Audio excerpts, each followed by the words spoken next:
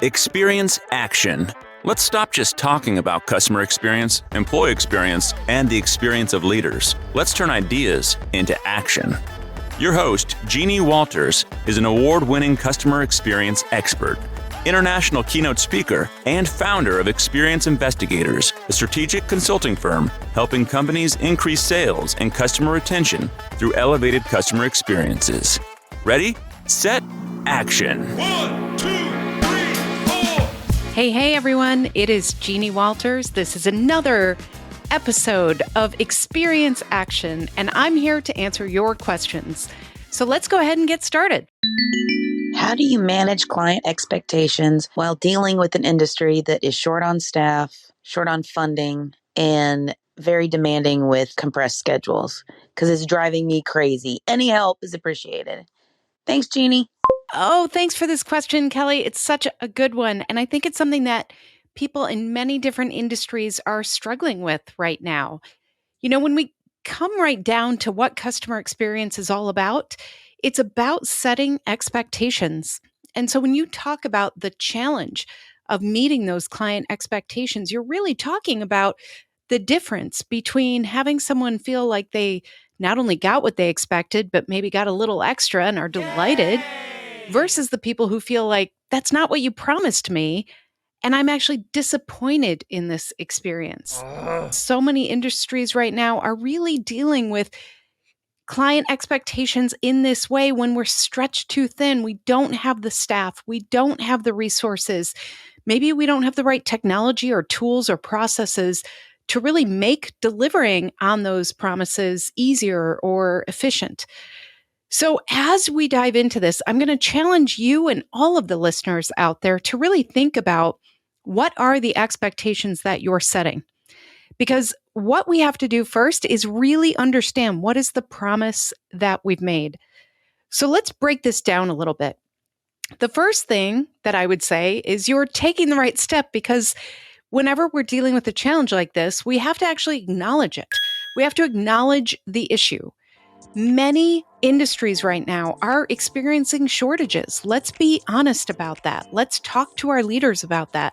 Let's game plan around the fact that maybe we don't have the right resources. We don't have the staffing up to where it needs to be. We have to address it first. Talk about what the problem is and why we're not living up to the promises that we've made. Now, of course, some of this we can't control. Some of this is about macroeconomic features and global economics and all of those things. So we have to just acknowledge that some of this we can control and some of this we can't. But let's get clear about what this is doing for our customers. This might be creating delays. This might be creating missed deliveries. This might be creating deadlines that are not met. It might be creating unknowns for our customers. One of the things that we hear a lot in the data and the research around customer experience is that customers not only want to be seen and heard and recognized for who they are, they simply want to hear the truth. And if we are avoiding communicating because we can't meet those expectations, customers are going to feel that. So in order to address this in this fast-paced world where maybe we don't have the time to step back and really do a customer journey map or anything like that, I encourage you to really think about, how do you define the problem? Let's say you feel like, oh, well, I can tell you, Jeannie, the problem is we don't have enough people. We don't have enough resources. We can't do what our bosses want us to do. Customers are yelling at us. Clients are upset because we are missing deadlines. That's the problem. Try to distill that into what's happening for the customer, what is the problem for the customer, and then ultimately, what will that mean if that continues for your organization? So if we keep missing client deadlines, if we keep hearing complaints from customers, two things off the top of my head will happen. If we keep missing deadlines, if we continue to miss on the expectations that we've set for customers, customers will not stick around. Not only will they not stick around, they won't renew, they won't recommend, they won't refer. So we're missing out on an automatic sales channel, essentially, if we continue to do this. Not good. The other thing that can happen, especially in B2B or some other industries like that, Sometimes customers just stop paying. Now, that sounds pretty dramatic, but I've seen this happen. We have to make sure we're living up to these expectations because if we don't, very dramatic things can happen. Now, let's pull that thread a little further. What would happen if customers got so frustrated that they maybe refused payment, they stopped referring, stopped recommending, maybe they told their bosses, you know what, we are not going to renew this contract? What would the consequences of those customer decisions be on the organization? Obviously, there are huge financial consequences when we don't have repeat customers, when we have customers who not only are not recommending us, they're actually telling their friends and colleagues, don't ever work with this organization. That has dire consequences on financial outcomes for an organization. So no matter what industry you're in, this is what creates a sense of urgency over customer experience. We have to understand that there are real organizational and business consequences if we do not live up to client expectations. So start there, define the problem. Then you want to think about what are the things we could do today. If we are having supply chain issues, if we are unable to deliver because we simply don't have the staff, if we know that, you know what, the sales team keeps promising all these deadlines that we can't meet, if you know certain things today, think about what can you do today? And this usually comes down to communication. So what I would recommend is that you think about where are the places in the early part of the customer journey that we can set better expectations, and how can we make that as efficient and effortless as possible for both us and the customer. What I mean here is that if we know there will be delays, let's get proactive about communicating that. Let's start sharing transparently the honest and hard truths so that the customer can better prepare to achieve the goal that they want to achieve. So really get clear on what is happening today and what can we do about it today. Get your leaders involved here. They need to understand that in order to avoid those dire consequences we just identified, we need to do our best to be honest, transparent, and proactive with our clients. Sometimes that's as simple as a phone call or an email explaining, you know what, we are having some supply chain issues. Here's what we know. Here's what we don't know. Here's what we expect. And this is the critical part. Here's when you'll hear from me next. This is one of the things that if we did this, we could fulfill a lot more around setting expectations. We need to make sure that we are clearly saying to our customers, we will not forget you. We will not neglect you. You won't have the responsibility of calling me. I'm going to call you with the information. So set expectations wherever you can. If you are finding that part of the reason why there's all this pressure that Kelly spoke about so clearly in that question, when there's all that pressure, I might handle that pressure differently than somebody else on the team. The customer might have a very different type of experience based on who they're interacting with, based on the department or the team member or the time of day. So that is because when we don't have clear guidelines, we actually create a situation where every individual in our organization is just doing their own judgment calls. They're just kind of making their own calls based on their life experience and what they think is best. But this is where a service code can be very, very helpful. A service code is a very simple document, usually one page, that says this is what we promise very specifically. One of the things that comes up is when we say things like, oh, I'm going to get back to you soon, customer. I don't know what soon means. That could be 20 minutes, that could be 48 hours, that could be 2 weeks. So we have to really get clear and define what are the service expectations that every single person in our organization really understands and is clear about, so that that customer, no matter who they're interacting with, they have a consistent customer journey. If you don't have a service code, it's a really good place, and it's a short-term way to get to action that can help you with these expectations. The other thing here is that it's okay to be honest, but we have to agree What are we being honest about? Because in many organizations, there are, you've heard the phrase urban myth. There are often organizational myths where somebody says something because they make an assumption and that's overheard by another team and they say, oh, that must be the way it is. I've seen this happen a lot in contact centers and actually with sales teams and account management teams.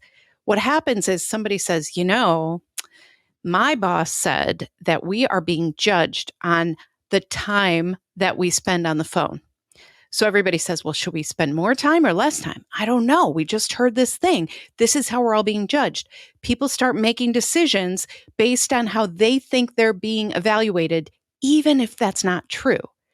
So while a service code helps set the framework, set those expectations clearly, what you want to do is take that inside the organization and say, okay, here's the thing. We all know we're having supply chain issues. We all know we're understaffed. Here's how we are presenting that information to our customers. It should be honest, but we also want to tell our customers that we are aware and we have an action plan around it. Because if we just say things like, oh man, it's so bad, we don't have enough staff, and blah, blah, then what customers hear is we are not solving that problem. We are just complaining. So getting clear about what are we communicating and how are we communicating in an authentic and honest way, but in a way that also points to a future where we overcome this for our customers. All of that is so important. So let's make sure that we have those expectations clearly defined, that we hear regularly from leaders or we come together as a team to talk about what is our core messaging. And then through those sessions, we also start brainstorming on what are some of the ways we can be more efficient. What are some of the ways that we can get the support we need in order to deliver for our clients and customers? Now, I am a business owner. I've had to do this too, where sometimes we come together and say, I don't exactly know how to solve this. Do we need somebody maybe temporarily to help support us? Do we need to rely on different processes? Can we leverage things like AI or different technologies to help us be more efficient? Sometimes it's those short-term things that we really need to think through quickly, and brainstorming with the group can also help us communicate in that authentic way. So we want to have empathy for our clients in this situation. It's really not about us, it's about them. So the more that we can focus on the clients and figure out what is the defined problem, what do we agree as an organization is how we're communicating, and what are our service standards? What do we all agree to with that service code? And then how can we continue to innovate? How can we make sure that we are constantly looking at this as a challenge to be solved and not just something that we're overwhelmed by? And then the last thing I want to say here, and this goes out to not just Kelly, but every single individual listening, we cannot underestimate the power of self-care, of wellness, of making sure that we are taking care of ourselves and one another.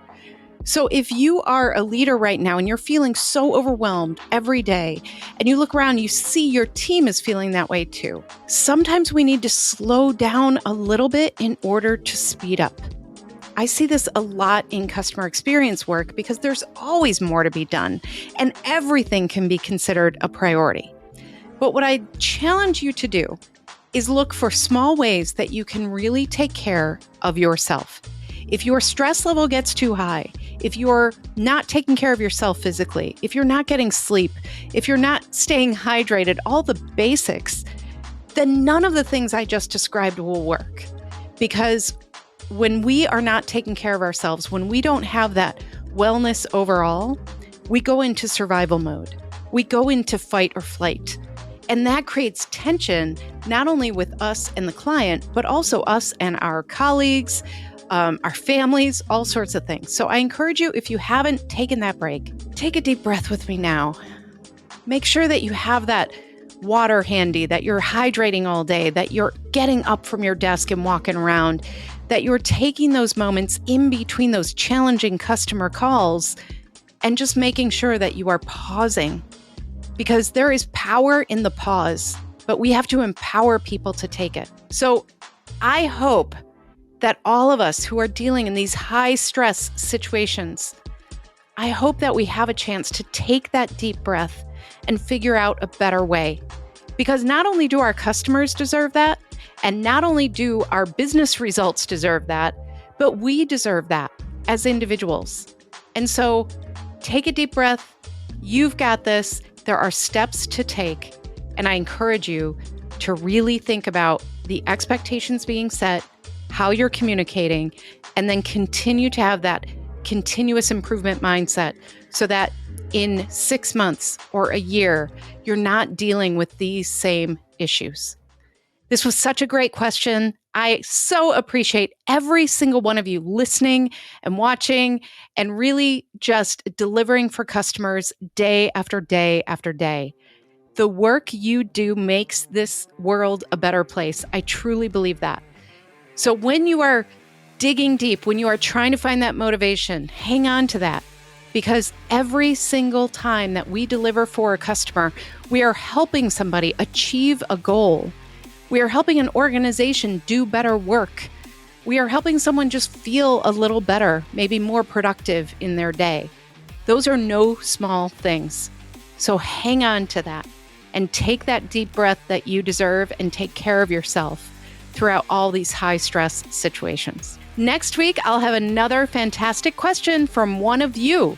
So don't forget, you can always ask any question at askjeannie.vip, where you can leave me a voicemail. Thank you all so much for listening. Thank you for everything you do. Thanks for the great questions, and we'll talk next week. To learn more about our strategic approach to experience, check out free resources at experienceinvestigators.com, where you can sign up for our newsletter, our Year of CX program, and more. And please follow me, Jeannie Walters, on LinkedIn.